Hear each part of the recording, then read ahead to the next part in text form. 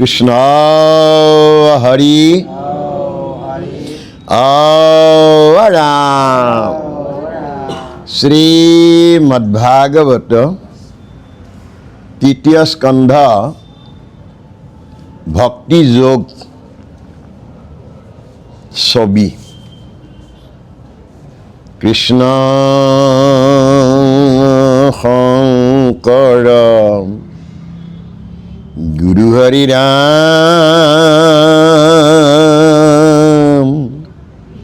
ও ৰাম হৰি ৰাম। ভগৱন্ত নিগদতি শুনামা দেৱহূতি, এহি ধ্যানে জিত যুক্ত ভুলা। দেহা কোনে দেখে আৰ কিবাই আছে কিবা নাই, কিবাই আসনতে বহি ৰৈলা। মাতৃ দেৱহূতিক কপিল প্ৰভুৱে ভক্তিৰ জ্ঞান প্ৰদান কৰিছে। ভক্তি কৰিবলৈ হ'লে সাধনা লাগিব প্ৰথম চকুৰ।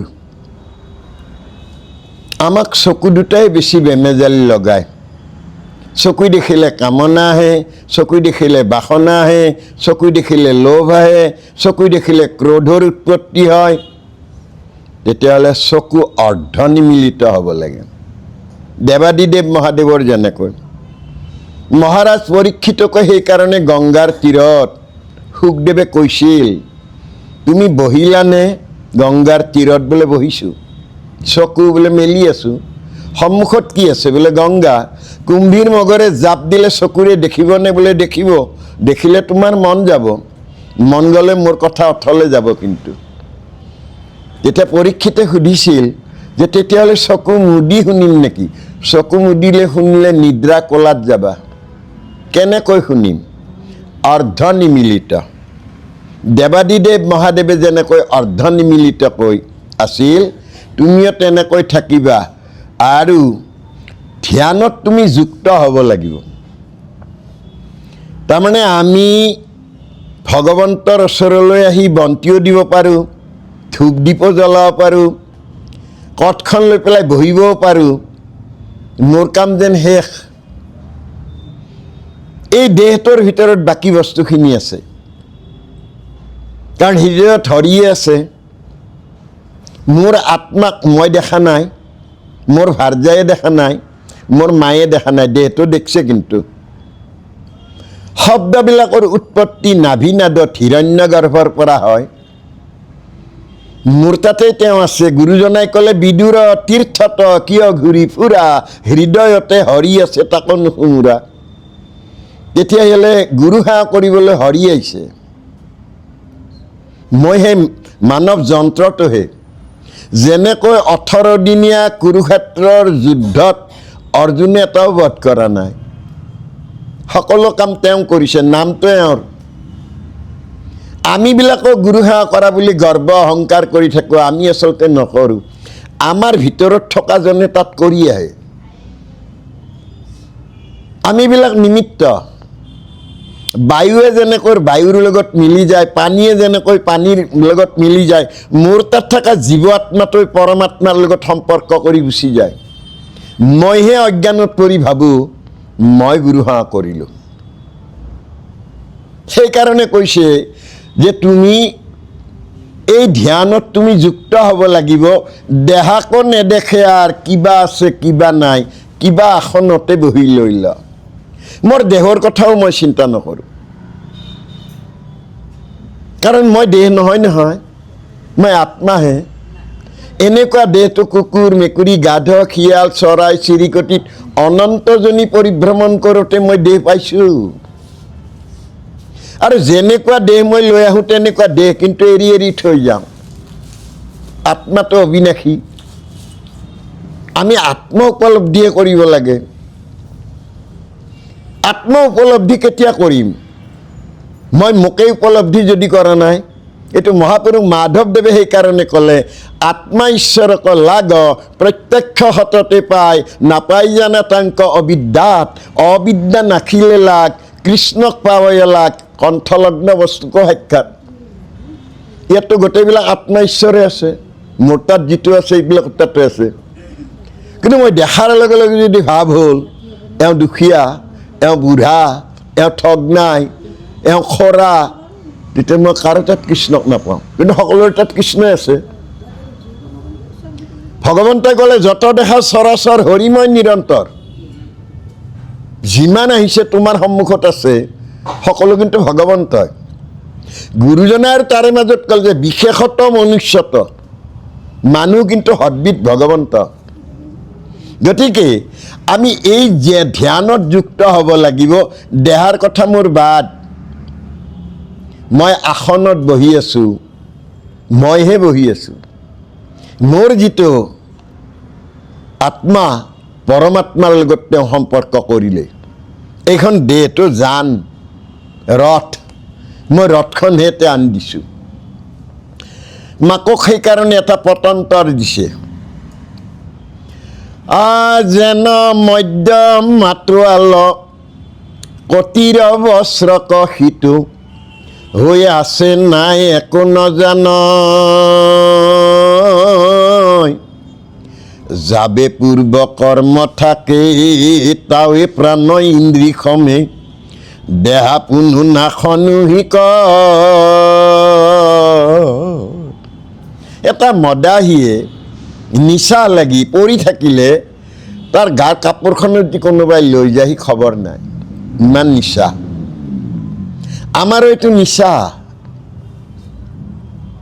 সেইটো নিচাহত মাতাল হয় এইটো নিচাহত ঈশ্বৰ প্ৰাপ্তি ঘটে আপোনাৰ নিচা আছে কাৰণে এইখিনি সময়ত আহিলে এখন ঘৰ এৰি থৈ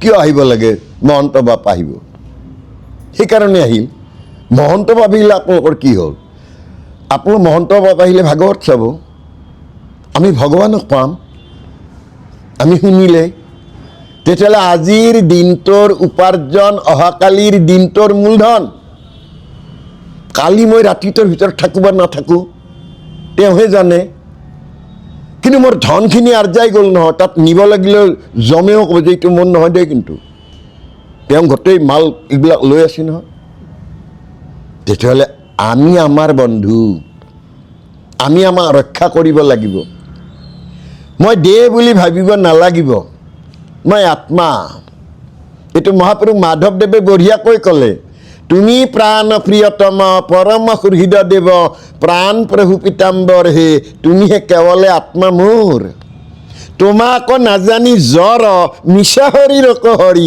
কিনো মই অজ্ঞানী দুৰ্ঘৰ মই দেহটোক মই বুলি ভাবি আছোঁ দেহ এটা বতী নয় সিদিনা আইৰ ক'লা শিশু আছিলোঁ সিদিনা কৈশোৰ হ'লোঁ সিদিনা বাল্য হ'লোঁ সিদিনা যৌৱন হ'লোঁ যৌৱন ক'ৰবাত গ'ল বাৰ্ধক্যই খেদি আহিছে তেতিয়াহ'লে যাবৰ হ'লে দেখোন সেইকাৰণে ইয়াত কৌশল কৰি কৈছে যে এই কটিৰ বস্ত্ৰ আঁতৰাই লৈ গ'লেও একো নাজানে যাবে পূৰ্ব কৰ্ম থাকে তাৱে প্ৰাণ ইন্দ্ৰী খমে দেহা পুনু নাখনুহি কয় এই দেহা গ'লে ই দেহা গৈ পেলাই আৰু এটা দেহ ল'ব কিন্তু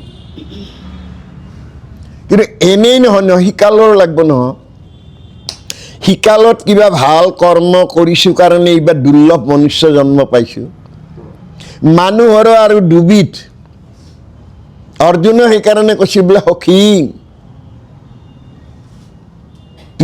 তোমাৰ এই আগৰ জন্মটো জানানে বোলে নাজানো সখী মই নাজানো কিন্তু তুমি কেনেকৈ জানিবা তুমি হ'লা গোৱালৰ ল'ৰা মই হ'লোঁ ৰাজ পৰিয়ালৰ ল'ৰা তুমি কি জানাতো ওলাইছা নাই নাই কথাটো সুধিছোঁ তুমি নাজানা যদি কিন্তু মই জানো জানা যদি নকোৱা কিয় বোলে ইয়াৰ আগৰ জন্ম তুমি বানৰ আছিলা বোলে সখী তেনে কথা নকবা কি বানৰৰ কথা কোৱা তোমাৰ লগত সখীয়ে কৰিব নাপায় আচলতে এই সখী ভুল বুজিলা মই জানো তোমাক ক'লে খং উঠিব বানৰ মানে তুমি জানানে বা মানে পুষ্য মানে নেজ নেজডাল যেতিয়া আঁতৰি গ'ল কি থাকিল নৰ বাটো গ'ল নহয় নৰ হ'ল নৰ কেইবিধ তুমি জানা নাজানা নৰক এইবিধেতো নাজানো, এবিধ হুচ এবিধ বেহুচ। যিসকল হুচ সি জানে মই নহয়, মোক কিবা এটা শক্তিয়ে চলাই আছে। তেওঁক কোনোবাই গড বুলি কৈছে, নিৰাকাৰ বুলি কৈছে, তেওঁলোকে কৈছে প্ৰে কৰিলে মালিকক পায়। তেওঁলোকে কৈছে নহয় তেওঁ আল্লাহ বোলে, কেনে বোলে নিৰাকাৰ, কি কৰিলে পায়, নামাজ কৰিলে পায়। আমাৰ হিন্দু সনাতন ধৰ্মত কৈছে তেওঁ নিৰাকাৰ ব্ৰহ্ম, কি কৰিলে পায় বোলে, নাম ল'লে পায়। বস্তু একেই। তেতিয়াহ'লে আমি সিকালত কিবা বৰ ভাল কাম কৰিলোঁ, মনুষ্য জনম পোৱাটো বৰ ডাঙৰ কথা নহয়। মনুষ্য হৈ যে আমি বিষয় সুখত মতলীয়া হৈ নাথাকিলোঁ, আমি আৰু এটা বাট বিচাৰিলোঁ, ভক্তি মাৰ্গ। কাৰণ আমাৰ ভাগৱত দিলে, ভাগৱত মানে শ্ৰীমদ ভাগৱত। শ্ৰী মানে তালব্য হ মানে এইটো আচলতে মৰা হ, যোগ হৈৰস্য ৰ মানে ৰমন। এই মৰা হটোত কোনোবা এটা শক্তিয়ে ৰমন কৰি থাকে। শক্তিটো কোন? যোগ দীৰ্ঘই মানে ইখ মানে ঈশ্বৰ। ইখ স্বৰূপে হৰি সবঘতে বৈঠ জৈসন গগন ব্যাপী। গোটেই গগনত ব্যাপী আছে ঈশ্বৰে। কিন্তু য'ত ঈশ্বৰ থাকে তাত বায়ু থাকিব। মই বায়ু স্বৰূপ। য'ত বায়ু আছে, বায়ুৰো উৎপত্তি অহা যোৱা কৰিব পাৰে, তাতে দম্ভ আৰু অহংকাৰ আছে। সেইকাৰণে মতৰ পিছত দটো দিছে, মদ। অহংকাৰৰ ভাণ্ড এইটো এটা। কিন্তু এই অহংকাৰৰ ভাণ্ডটোত যদি এটিবাৰ ভাৱনা হয়, সেইকাৰণে দটোৰ তলত ভটো দিলে। এই দম্ভ আৰু অহংকাৰৰ ভাণ্ডটোত যদি এটিবাৰ ভাৱনা হয়, মই ক'ৰ পৰা আহিছোঁ, মই কিমান দিনৰ কাৰণে আহিছোঁ আৰু কি লৈ আহিছোঁ, তেতিয়া সি বিচাৰি চাব বাট। সংসাৰত বাট বহুত আছে। শাক্ত আছে, শৈৱ আছে, গাণপত্য আছে, সৌৰ আছে। এই চাৰিখন দোকানত মাল খালে ভগৱন্তক নাপায়। বোলে সংসাৰ হাততো আছে অনেক দোকানী, নিচিমি কিনিলে মাল মিলিব বিঘিনি। আৰু এখন দোকান আছে বৈষ্ণৱৰ। গুৰুজনাই কীৰ্তনত ক'লে, বিষ্ণু ভকতৰ সংগ লৈবা প্ৰথমত, গুৰু মানি শুশ্ৰূষা কৰিবা ভাল মত। তেতিয়াহ'লে ভাই ভাবুকং গাই জ্ঞানম, মই জ্ঞানময় বাটটো ল'লোঁ, বৈষ্ণৱীয় জ্ঞানময় বাটটো ল'লোঁ। এতিয়া তই তত্ত্বটো হ'ল, এতিয়াহে গম পালোঁ ময়ো দেহ নহয়, মই আত্মা। দেহ নামৰ এটা ভাৱৰীয়া পঠিয়াই দিছে। মই বৰ কম দিনৰ কাৰণে আহিছোঁ, ভাও শেষ হ'লে মই যাব লাগিব। কিন্তু আত্মাৰ বিনাশ নাই। এই অবিনাশী আত্মাটোৱে কিন্তু ক'ৰবাত আৰু থিতাপি ল'লে আকৌ হাত ভৰি কাণ এইবিলাক আহিব। গতিকে এই শৰীৰ নোহোৱা হৈ যাব, কিন্তু এই দেহাৰ শেষ নাই। ক'ৰবাত দেহা পাম, মোৰ কৰ্ম অনুপাতে পাম। মই বা কেনে কৰ্ম কৰিছোঁ তাৰ এটা আমাক পটন্তৰ দিলে। পুৰঞ্জনে মৰিবৰ পৰত ঘৈণীয়েকৰ কথা ভাবিলে। তাই ইমান ধুনীয়া, তাই গাভৰু হৈ আছে, মই মৰি গ'লে চাগে তাইক বেলেগে নিব। তাইৰ ছবিটো আহিছে। আৰু এটা সময়ত মৃত্যু হ'ল, সি তিৰি হৈ জন্ম পালে। ঘৰতে হৰিণটোৰ কি হ'ব? মই মৰি গ'লে হৰিণটোক কাটি খাব। হৰিণৰ হৰি কথা ভাত, হৰিণৰ কথাত আহি গ'ল, সি হৰিণ হৈ জন্ম পাব লগা হ'ল। তেতিয়াহ'লে ভাৱনা মূল। সেইকাৰণে মহাপুৰুষ মাধৱদেৱে হাজাৰী ঘোষাৰ শেষৰ পিনে ক'লে, এ ভাৱক ভাই, ভজ ভগৱন্ত ভক্তি ভাৱে, ভগৱন্তক ভজিয়া পৰম গতি। ভাৱৰ ওপৰত কথা। ভাৱ হ'লে ভক্তিৰ উৎপত্তি হয়। ভক্তি এনে মানুহে ক'লেতো ভক্তিটো কিনা বস্তু নহয়। আপোনাৰ ঘৰত যাইতো মই ভক্তি আনিব নোৱাৰোঁ। তেতিয়াহ'লে মোৰ নিজা ভাৱ হ'ব লাগিব। ভাৱ হ'লে ভক্তিৰ উৎপত্তি হ'ব। গতিকে ইয়াত এই নিমিত্তে আনি পেলাই কৈছে, পাছে কৰ্ম নাশ ভৈলে ভৌতিক শৰীৰ পৰে, তেবে যোগী ব্ৰহ্মত মিলয়, এৰায়া সংসাৰ দুখ, লভে ব্ৰহ্মানন্দ সুখ, যেন জলে জল প্ৰবেশ, যেন জলে জল প্ৰবেশ, তেনে জলে জল প্ৰবেশ। গতিকে ইয়াত এই নিমিত্তে আনি পেলাই কৈছে, পাছে কৰ্ম নাশ ভৈলে ভৌতিক শৰীৰ পৰে, তেবে যোগী ব্ৰহ্মত মিলয়, এৰায়া সংসাৰ দুখ, লভে ব্ৰহ্মানন্দ সুখ, যেন জলে জল প্ৰবেশ। ভৌতিক শৰীৰটো আমি এৰি থৈ যাম এদিন আমাৰ কৰ্ম কৰিবৰ কাৰণে পঠিয়াই দিছে আমাক এতিয়া এই সংসাৰ মায়াৰ ক্ষেত্ৰ ইয়াত জন্মগ্ৰহণ কৰিলে জীৱই মায়াই মাধুৰী পায় আনন্দৰ সীমা নাই এৰাইতে নাপাৰে কোনো সন্ধি আমি মায়া মাধুৰীত পৰোঁ কিন্তু মায়াক অতিক্ৰম কৰাৰ কৌশল এটা ভগৱন্তই দিলে ভকতক তুমি মায়াও এৰিব পাৰা কিন্তু মোক ভাবিব লাগিব মন ভাবা মদভক্ত মজ্জাজিমা মোকেই নমস্কাৰ নকৰা কিয় মোৰেই চিন্তাত নিমগ্ন নোহোৱা কিয় তোমাৰ ঘৰ বাৰী ল'ৰা ছোৱালী সতি সন্ততিৰ চিন্তাত থাকিলে মায়াটো আৰু বাঢ়ি যাব সেই মোক কৰিবই লাগিব সিহঁতৰ কাৰণে ৰাতিটোও ভাবিলোঁ দিনটোও ৰাতিপুৱা উঠাৰ পৰা ভাবিলোঁ সেইকাৰণে কৈছে তুমি প্ৰথমতে মোৰ কথা ভাবা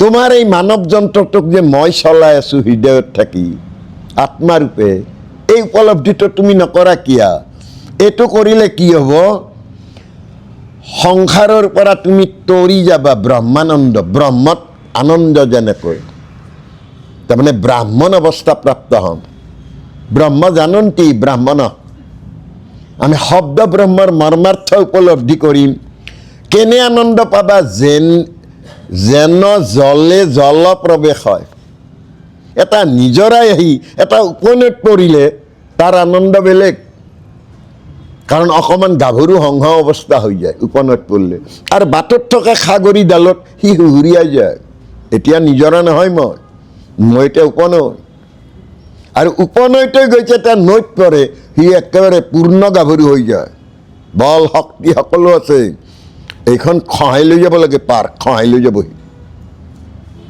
তেতিয়া আমিবিলাককো সেইকাৰণে কৈছে যে তোমাৰ এই ভৌতিক শৰীৰটো এদিন পৰি যাব কিন্তু ব্ৰহ্মত মিলনৰ কাৰণে সংসাৰৰ দুখ আঁতৰাই ব্ৰহ্মানন্দ সুখ লাভ কৰিব লাগিব জলৰ লগত জল মিলি যোৱাৰ দৰে এই আত্মাক মই পৰমানন্দৰ সুখ দিব লাগিব সুখ মই তেতিয়াই দিব পাৰিম মই দেহ নহয় মই আত্মা মই পৰমেশ্বৰৰ বিচ্ছুৰিত অংশ মই কম দিনৰ কাৰণে আহিছোঁ আচলতে আমি প্ৰত্যেকে একোটা একোটা ভাৱৰীয়া কোনদিনা ভাও শেষ হয় আমাৰ খবৰ নাই থিয়েটাৰ বা যাত্ৰা পাৰ্টিত যেনেকৈ তাৰ পাৰ্ট শেষ হ'লে স্ক্ৰীণখন টানি দিয়ে আমাৰ স্ক্ৰীণখন কেতিয়া টানে আমাৰতো খবৰ নাই য'ত মানুহে আহি কয় কি নকয় ৰাতি নামৰ পৰা আহি বোলে ৰাতি শুই থাকোঁতে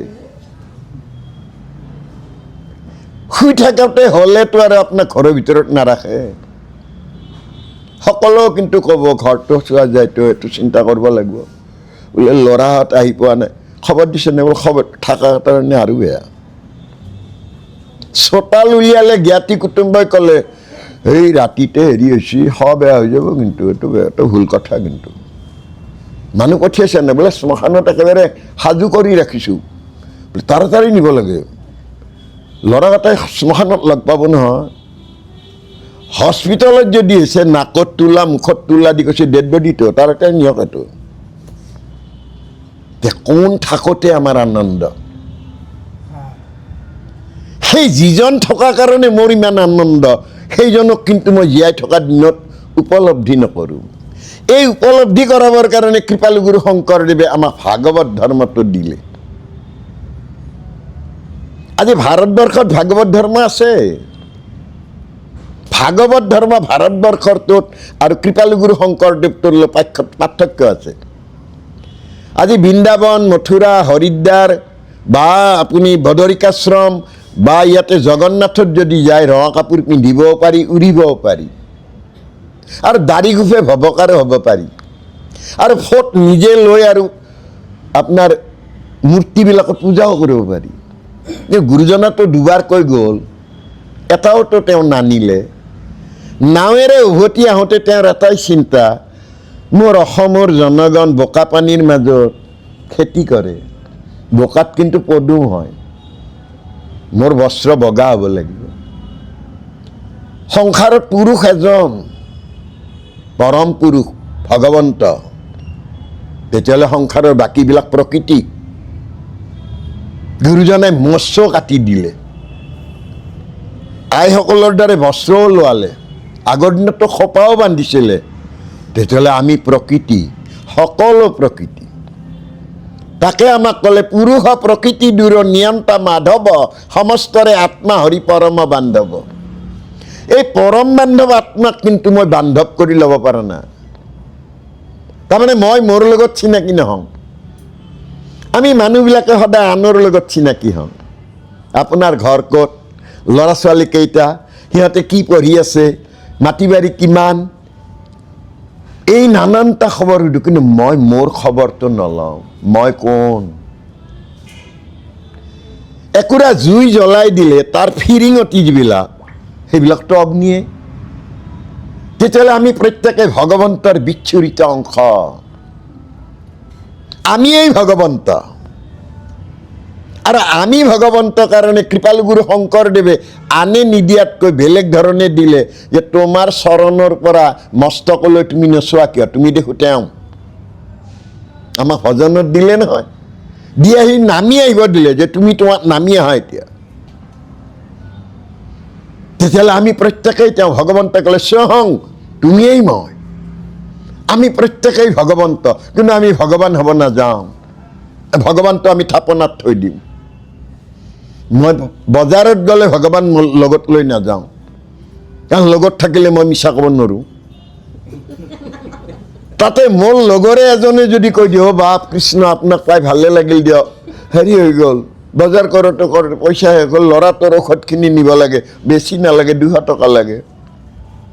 মই পইচা নাই, এনেই আহিলোঁ মই, কিন্তু 500 টকীয়া নোট এখন আছে। মই কিন্তু ভকত, ইফালে মই গুৰু সেৱাও কৰি আহিছোঁ। তেতিয়াহ'লে আমি ফাঁকিবাজ। মহাপুৰুষ মাধৱদেৱৰ লগত কৃপালুগুৰু শংকৰদেৱে নাৱেৰে আহি থকা অৱস্থাত এজন ভকত দৌৰি আহিল। মাধৱ পুৰুষে নিজৰ বস্ত্ৰৰ টোপোলাটো আৰু কিতাপৰ টোপোলাটো এটা নৈত উঠাই দিলে, ভকতজনক ল'লে। এই ত্যাগ আমাৰ ক'ত আছে? আমাৰতো নাই। সেইকাৰণে দ্বাদশ স্কন্ধত গুৰুজনাই ক'লে, আপোনাকো ভজন্তে আপোনাৰো কোনো শ্ৰম, নিজে নিজক নভজা কিয়া, হৰিক পিছত ভজবা। নিজক ভজিলে মই চকুৰে বেয়া চাব নোৱাৰোঁ, কাণেৰে বেয়া শুনিব নোৱাৰোঁ, জিভাৰে বেয়া কথা ক'ব নোৱাৰোঁ, হাতেৰে বেয়া কৰ্ম কৰিব নোৱাৰোঁ, হৃদয়েৰে বেয়া চিন্তা আনিব নোৱাৰোঁ, চৰণেৰে মই বেয়া ঠাইলৈ যাব নোৱাৰোঁ। ভগৱন্তই ক'লে তুমি কিন্তু মই হৈ গ'লা, এতিয়া তোমাৰ পিছত মই যাম। এই ভকতৰ পিছে পিছে ভগৱন্ত যাওঁ বুলি কয়। কোন ভকত? নিৰ্গুণময় যেতিয়া হ'ল। আৰু নিৰ্গুণময় হ'বলৈ হ'লে স্থিতিটো মূল। আজি ইয়াত ভাগৱত পাঠৰ অনুষ্ঠানটা হওঁতে প্ৰথম আপোনালোকে স্থিতি লৈছে, বহিছে। প্ৰসংগ হ'লেও আমাৰ বহাই দিয়ে, কৈ দিয়ে যে নবহিলে কোনো কথা নাই, কিন্তু বহিলে উঠি যাব নোৱাৰা। কিন্তু তাৰমানে আমি গুণময়, সত ৰজ তম 3 গুণে ঘৰৰ পৰা আহিছোঁ। কিন্তু নঙলামুখ পাওঁতেই আমি পানী যেতিয়া চুই দিলোঁ, ৰজগুণ আৰু তমগুণটো শান্ত হ'ল, শতগুণত আহিলোঁ। আমি শতগুণত ইয়াতে কৃষ্ণ বুলি কৈ বহিলোঁ, কিন্তু এওঁতো নিৰ্গুণ, শতগুণেই, এওঁ নিৰ্গুণ। ভাগৱত ভগৱন্ত নিৰ্গুণ। তেতিয়াহ'লে নিৰ্গুণত আমি স্থিতি লৈছোঁ। তাকেই ক'লে যে নিৰ্গুণত স্থিতি, নিৰ্গুণত ৰতি, নিৰ্গুণত মতি, নিৰ্গুণত গতি, নিৰ্গুণত প্ৰাপ্তি। স্থিতি হ'লে প্ৰাপ্তি হ'ব। পিতৃৰ শিৰৰ বিন্দুটো যদি মাতৃগৰ্ভত স্থিতি লাভ কৰিছে, আপুনি চিয়ৰ, আপুনি জানিব আপুনি সন্তান পাব। আৰু যদি স্থিতি লাভ কৰা নাই, 12 বছৰ ৰখি থাকিলে আপুনি সন্তান নাপায়। আমাৰ বহু ভকতৰ সেইটো হয়, বাপ আমি আগৰ পুৰাণা একেবাৰে। আমাৰ পিতাহঁতৰ দিনৰে, পিতা কি, পিতাৰ পিতাকৰ দিনৰ। মইতো আৰু মূলৰ অধিৱেশনাখনো নেৰো বাপ।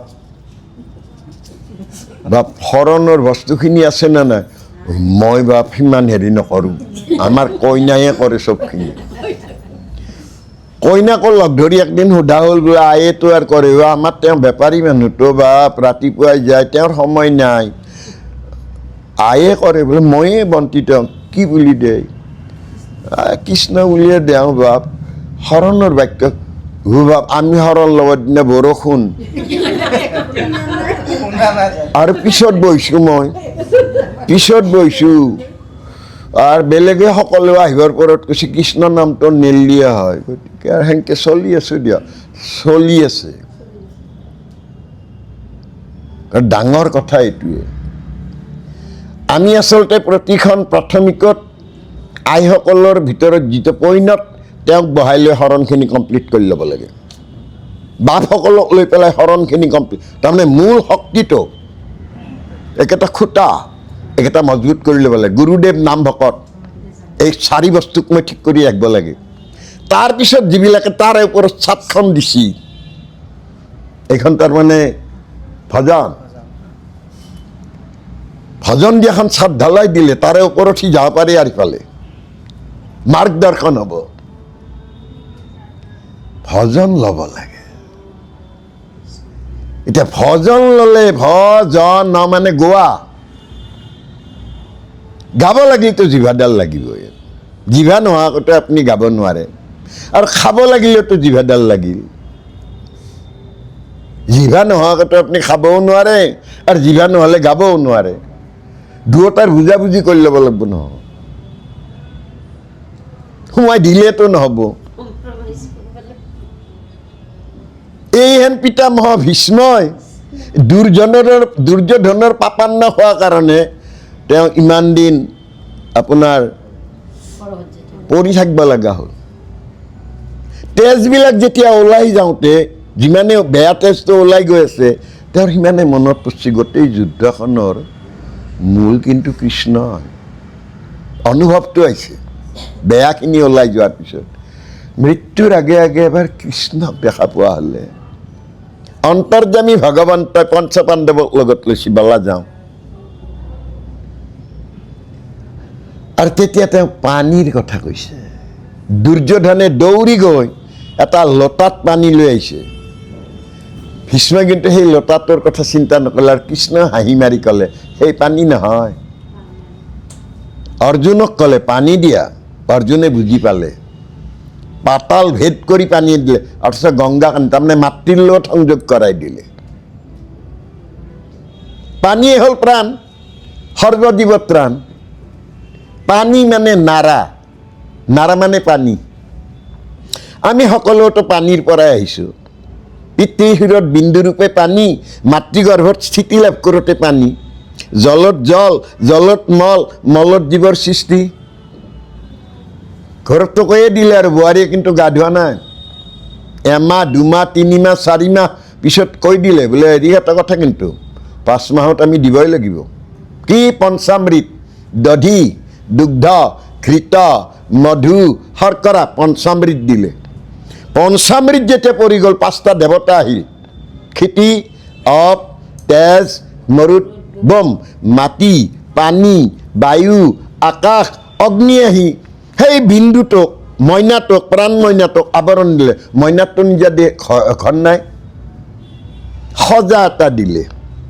সি কুকুৰ হ'লে কুকুৰৰ সজা দিলে, কিন্তু সজা দিলে গৰু হ'লে সেই কামিহাৰৰ মাজত, কুকুৰৰো কামিহাৰৰ মাজত, আমাৰো কামিহাৰৰ মাজত। তেতিয়াহ'লে সজাটোত এইটো দেহৰ নাম পঞ্চভূতি দেহ।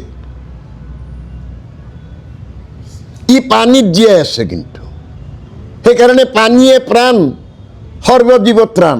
পৃথিৱীত এনে বস্তু নাই যাক পানী নালাগে। তৃণডালকো লাগে, বাঘকো লাগে, সাপকো লাগে, বান্দৰকো লাগে, ৰজাকো লাগে, প্ৰজাকো লাগে, পানী কিন্তু লাগে। তাৰমানে নাৰায়ণক লাগে। সন্তানটো আহোঁতেও মাকৰ গৰ্ভত এটা পানীৰ বেলুনৰ মাজত আছে। তেতিয়াহ'লে বিশ্ব সৃষ্টিৰ নিয়ন্তাজনে আমাক পানীৰ মাজেদি উপলব্ধি কৰাল। আৰু পানী উপলব্ধি কৰিলে মই প্ৰাণবিলাক উপলব্ধি কৰিব পাৰিম। আজিৰ বিজ্ঞানে কিন্তু কৈ দিলে, এজন মানুহে দিনটোৰ ভিতৰত 2ৰ পৰা 2.5 লিটাৰ পানী যদি নাখায়, নাৰ্ভৰ বেমাৰ হয়। বোলে ৰাতি কি বোলে ভৰিখন বৰ টানে, ডাক্তৰৰ তাত গ'লে পানীটো বঢ়াব, পানীটো বঢ়াব। তেতিয়াহ'লে আমাকতো দিছে, এই শাস্ত্ৰত লেখাই থাকিলে হ'বনে? এইবিলাকৰ কাৰণে ইয়াতে সেইকাৰণে কৈছে যে আমি ব্ৰহ্মানন্দ সুখ লাভ কৰিব পাৰোঁ পানীয়ে পানীৰ লগত মিলিলে যেনে আনন্দ, জীৱ ব্ৰহ্মই পৰম ব্ৰহ্মৰ লগত যোগসূত্ৰ স্থাপ কৰিলে সেই একে আনন্দ। মাত্ৰ আত্ম অনুভূতি হ'ব লাগিব আৰু এটা জ্যোতিৰূপ আপুনি আনন্দ পাব। সেইকাৰণে কৃপালুগুৰু শংকৰদেৱে আমাক অমৃতৰ ধাৰা দিলে। অমৃত বুলি ক'বলৈ গ'লে এনে সাধাৰণতঃ সমুদ্ৰ মন্থনত ওলোৱা অমৃত, কিন্তু সেই অমৃত দেৱতাবিলাকে খাইতো ভাল কাম কৰা নাই। ব্ৰহ্মাই নিজে খাই সৃষ্টিকৰ, সি নিজৰ ছোৱালীটোকে বিয়া কৰাইছে, তাৰ কাৰণে অভিশাপে পালা। দেৱাদিদেৱ মহাদেৱে সেই বোলে সেইদিনা মোক একেবাৰে বিষখিনি খুৱাই বাগৰাই থৈ দিছা, মই ভগৱানৰ সেই বিশ্বৰূপটো চাওঁ, মই মোহিনী ৰূপটো নালাগে। তুমি হেন মহাযোগী, তোমাৰ এই হেন ভাৰ্যা থাকিলেও তুমি গা নোচোৱা, বোলে মই ইন্দ্ৰিয় দমন কৰিব পাৰছোঁ, মই নালাগে। ঘোৰ কামি নিৰকুচ্ছিত নাৰী বেশ নালাগে, নাই মই চামেই।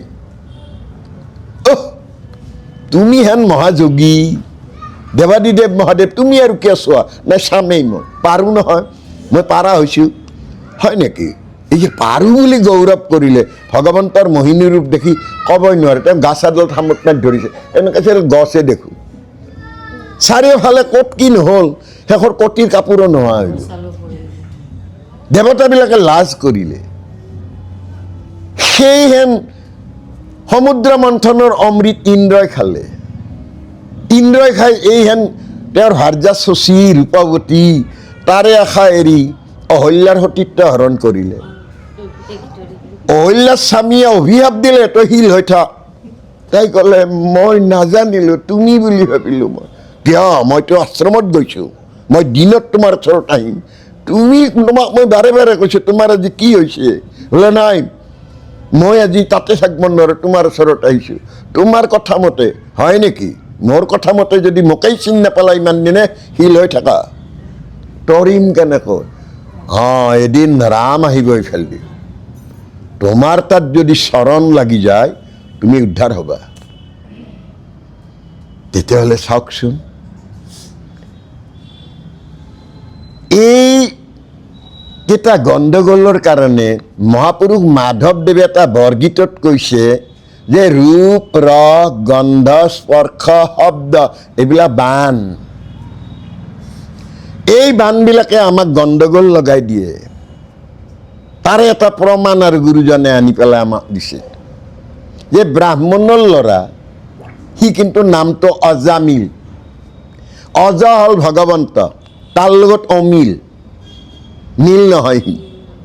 এই অজামিলে বিয়া কৰাইছে, পিতৃ মাতৃৰ তাৰ আছে, সন্তানো আছে, ভাৰ্যা আছে, কিন্তু বাপেকে মাত্ৰ ক'লে বাছা মই আশ্ৰমখন চাফা কৰোঁ, তই অলপ ফুল আনি দে। সি হাতত কৰণী লৈ ফুল আনিব গ'ল। ফুল ছিঙি থাকোঁতে কি কাৰণত চকু দি যে এনেকৈ চাই এগৰাকী নাৰীয়ে হাঁহি আছে। হাঁহিটোত তাৰ এনে ভাল লাগিল, তাই বেশ্যা বুলি কৈছে। গতিকে তাইৰ ওচৰত তাত যাবৰ মন গ'ল, জোৰে ফুলৰ কৰণী তাতে ঠেচকা মাৰি থৈ তাইৰ ওচৰত, তাইৰ ৰূপত প্ৰথমতে গ'ল, তাইৰ কথাৰ ৰসত মজি গ'ল, তাইৰ নাৰী দেহৰ গন্ধত ব্যাকুল হ'ল, তাইৰ স্পৰ্শ কৰাৰ লগে লগে দেহত তৰিত গতিত বিজুলী সঞ্চাৰিত হ'ল। সি আৰু ঘৰলৈ নাহিলে, তাইৰ লগতে সতী সন্ততি জন্ম দি তেনেকৈয়ে থাকি একেবাৰে শেষৰ ল'ৰাটোৰ নাম নাৰায়ণ থলে। ভাগ্যক্ৰমে তিনিটা যমদূতে যেতিয়া নিব আহিছে, পুতেকক মাতিছে, বাপা নাৰায়ণ, মোক নিলে ঐ বাপা নাৰায়ণ। তেতিয়াহ'লে শব্দই চাৰি পাৰিষদক আনিছে, চাৰি পাৰিষদে যমদূতকেইটাক খেদাইছে। এওঁ তৰিল, শব্দই দি তৰিল। তেতিয়াহ'লে সেই মুহূৰ্তত সেই ব্ৰাহ্মণৰ ল'ৰা অজামিলক সেই বান কেইপাতে তাক আৰু আক্ৰমণ কৰিব নোৱাৰা হৈ গ'ল। নাম যেতিয়া আহিল, এই বানবিলাক শেষ কৰিব লাগিলে, পঞ্চবানক শেষ কৰিব লাগিলে পাঁচটা নৰ্তকী, ৰূপ ৰস গন্ধ স্পৰ্শ শব্দ, এইকেইটা নৰ্তকী। ই ডেকা কালত নচুৱাই, জীৱন অথলে যায় বহুতৰ। সেই নৰ্তকীৰ কাৰণতে ৰাৱণৰ এই অৱস্থাটো হৈ গ'ল। তাকো বেলেগত সিটো দেখা নাই, শূৰ্পণখা এইমাত্ৰ কৈছি যি ধুনীয়া আচলতে তোমাৰ হ'ব লাগে, শুনাওঁতে তাৰ নৰ্তকীকেইটাই চাপ ধৰছি।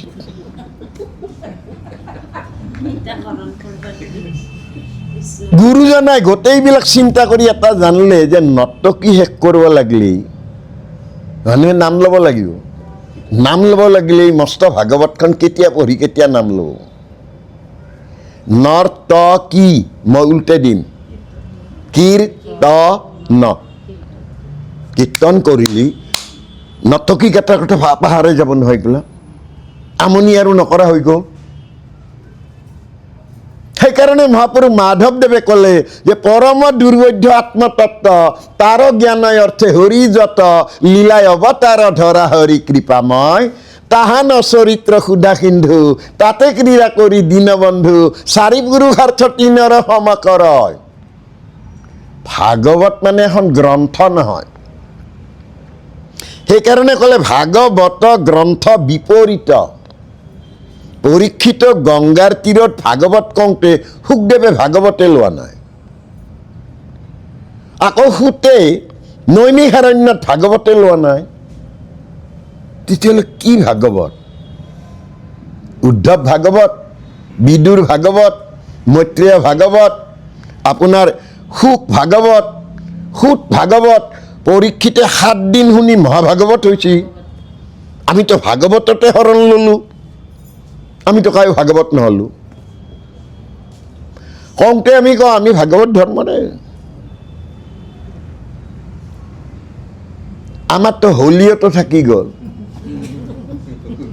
কথা হয় কিন্তু অলপ এৰা ধৰাও হ'ব লাগে। এৰা ধৰা বুলি কৈ দে, হয় কথাটো একদম সঁচা। আমিতো লৈছোঁৱে, শৰণ লৈছোঁ, ভজন লৈছোঁ, কিন্তু এৰা ধৰাও অলপ লাগে দে। উপায়তো নাই আৰু। দিলে কেনে উপায়?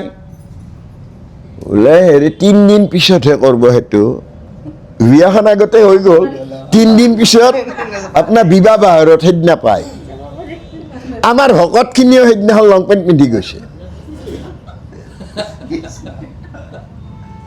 সেইদিনা তুমি ভকত নহয়, কিন্তু সেই চিত্ৰগুপ্তইতো তোমাৰ নামত ভকত বুলি লিখি থৈ দিছি। সেইকাৰণে চিত্ৰ মানে ছবি, গুপ্ত, গুপুতে লুকাই লুকাই আমাৰ কোনোবাই নম্বৰ দি আছে। সেইদিনাখন তাতে দেখুৱাই দিব যমৰাজক, বোলে এই ভকত। কিন্তু তেতিয়াহ'লে আমি ভকত আমি হৈছোঁ না নাই?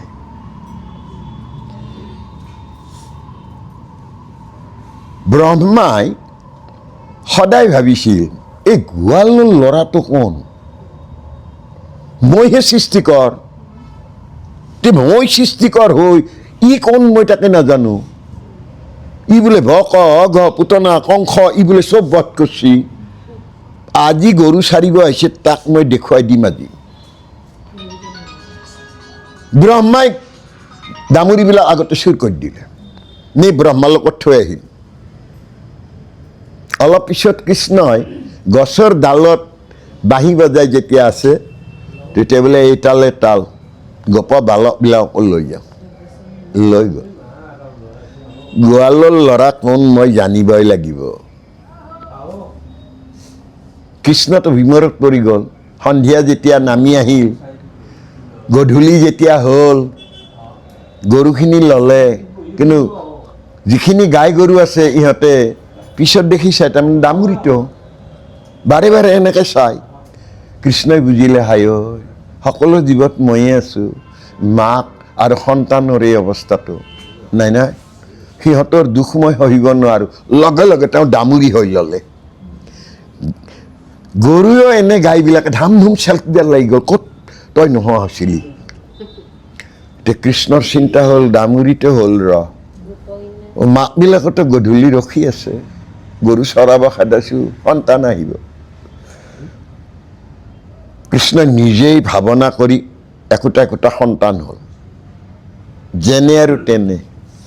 হয় গৰু আহি আছে, লৈ আছে, সন্তান আহিব। সন্তান আহিলে মাকে সাবত মাৰি ধৰে, ধৰি কয় আজি কি খাইছিলি? কিয় কিয় মানে অনদিনাতকৈ বেলেগ আজি কিবা বেলেগ ফল খাইছে নহয়, ঘৰৰ পৰা বান্ধি দিয়া সেই ভাতে খাইছে, কেতিয়াও হ'ব নোৱাৰে। আজি ইমান সুন্দৰ লাগছে আই ঐ এইবুলি চুমা খায়। সি ঘৰত তাতে ই ঘৰৰ এৰি থৈ সি ঘৰত গ'লে সি ঘৰতো মাকে কয় আজি বেলেগ দেখো তই, কি বেলেগ হ'লো মই, বেলেগ তই আই ঐ ইমান ভাল লাগিছে তোক মোৰ। গৰুবিলাকৰ সেইটো হৈছে অনবৰত সি থিয় হৈ থাকে, চেলেকি থাকে খালি যে ইমান মোৰ ভাল পোৱালি। ব্ৰহ্মাই এবছৰ কাল পিছত তেওঁ এদিন আহিল, কৃষ্ণইনো কি কৰিছে চাব যাওঁ। আহি মাথা নষ্ট হৈ গ'ল, দামুৰিবিলাক আছে দেখোন, দামুৰিবিলাক আছে, গোপ বালকো আছে। নাই নাই মই যাব লাগিল এইবুলি তেওঁ লগে লগে ব্ৰহ্মা লোকত গুচি গ'ল। ব্ৰহ্মা লোকত যাই সি যিটো গহ্বৰত থৈছি তাতে দামুৰিবিলাক গণি চালে, তো ঠিকেই আছে, মই গোপ বালকক চাব যাওঁ। আৰু বালকক চাব গ'ল, বালকবিলাকতো ঠিকেই আছে। এওঁ কোন, এওঁ কোন, যি গোৱালৰ ল'ৰাক মই ইমান দিগদাৰ দিলোঁ এওঁ প্ৰকৃততে কোন, এওঁক জানিব লাগিল, মই আকৌ ধ্যানত বহিব লাগিল। এইবুলি ব্ৰহ্মা ধ্যানত বহিল। যে ধ্যানত বহিল প্ৰথম নাৰায়ণক দেখা পালে ধ্যানত। বাপৰে নাৰায়ণ, কি মই ধ্যান কৰিছোঁ, কি নাৰায়ণক দেখা পাওঁ। সেই নাৰায়ণৰ নাভিথিপাৰ ব্ৰহ্ম নিজক মই মোকো দেখা পাইছোঁ। তেতিয়াহ'লে গোৱালৰ ল'ৰাটো নাৰায়ণ নেকি? সেই কাৰ লগত খেলা কৰিছোঁ মই, এইবুলি ধ্যানত লাগি গ'ল। আৰু ধ্যানত তেওঁ ক'লে হে ভগৱন্ত একান্ত ভকত সমস্তৰে পুৰি মন, ইটো চিদানন্দ ৰূপক প্ৰকাশ কৰি আছা নাৰায়ণ। তেতিয়াহ'লে তুমি ভকত। ব্ৰহ্মাই কৈছে ময়ো ভকত হ'ব নালাগে, তুমি ভকত। ভকতে সদায় আনক আনন্দ দিয়ে, ই একতে অন্ত,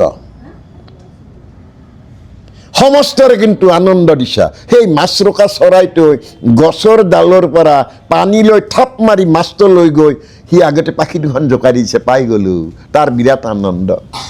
বগলীটোৱে টোপ পাতি থাকি থাপ মাৰি পুঠি মাছটো ঠোঁটত লৈ সি গিলি দিয়া নাই, সি পাখি দুখন জোকাৰি দিছে, পাই গ'লো। তেতিয়াহ'লে এইজনে সেইজন ভ্ৰম হৈ গ'ল ব্ৰহ্মাৰো। সেইজন ব্ৰহ্মাই এবাৰ নহয় তিনিবাৰকৈ ভাগৱত পঢ়িছে, পঢ়ি সিদ্ধান্ত দিছে যে কৃষ্ণস্তু ভগৱান স্বয়ং, কৃষ্ণই ভগৱন্ত। সেই ভগৱন্তই আকৌ ওলোটাই কৈছে সকলো জীৱত কিন্তু ময়ে আছোঁ। মহাপুৰুষ কৃপালুগুৰু শংকৰদেৱে আকৌ ক'লে সমস্ত ভূতৰে তুমিহে আত্মা, হৃদয়ে পৰম গুৰু, তথাপি সেৱা অনুসাৰে কৃপা কৰা যেন কল্পটোৰ সেৱা হয়। সকলোৰে তাত আছে, সেৱাটো কেনে, সেৱা অনুসাৰে ফল। এতিয়া যিয়ে পোনে এশৰণটো লৈছি সিও সেৱাই কৰছি, নবীকৰণটো দিছি। আছো দিয়ক, মই সেইদিনা আহিব নোৱাৰিলোঁ, বেলেগত কৈছি মই সেনেকৈ খৰৰ হেৰি কৰি থাকিব নোৱাৰোঁ, আমাৰ সেই দেউতায়ো লৈছিল আৰু ময়ো লৈ থৈ দিছোঁ, লৈ থৈ দিছি। তেতিয়াহ'লে সেৱা অনুসাৰে আমি সেৱা কি কৰিম? মই এটা নিদৰ্শনৰ কাৰণেহে ক'লোঁ। ধৰি লওক মানুহ এঘৰৰ ঘৰত নাম সেৱাৰ অনুষ্ঠান, নামঘৰীয়া আহি পোৱা নাই, কিবা এটা বেমেজালি লাগি তেওঁৰ দেৰি হৈছে। যিজনে আহিছে সেইজনে গৃহস্থক কৈছে নামঘৰীয়া অহা নাই, এই কাম আছে ইমানবিলাক। কিন্তু যাই সেৱা পৰায়ণ তেওঁ কৈছে মই কটাৰী হৈছে অনা নাই, কটাৰীখন দিবচোন, এনেই নাথাকোঁ আৰু কামখিনি আগুৱাই থাকক।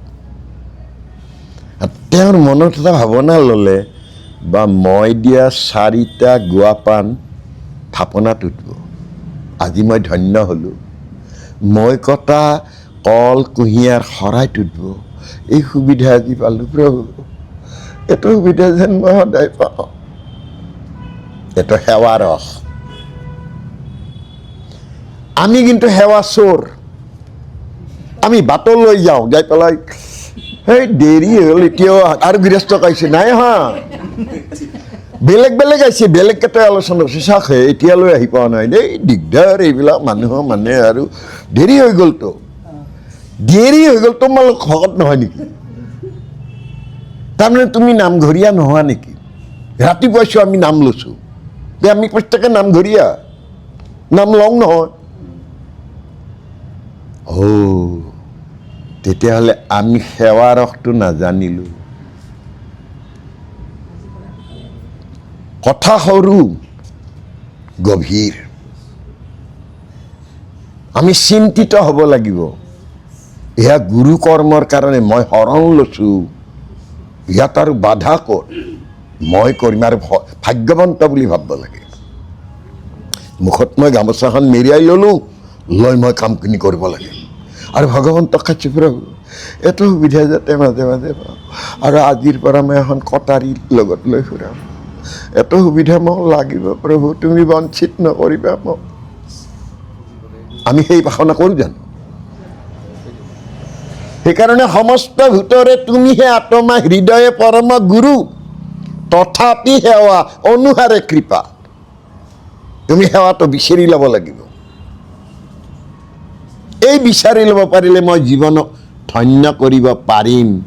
কিমতে ভকতি কৰিব তোমাত হৰি হৰি হৰি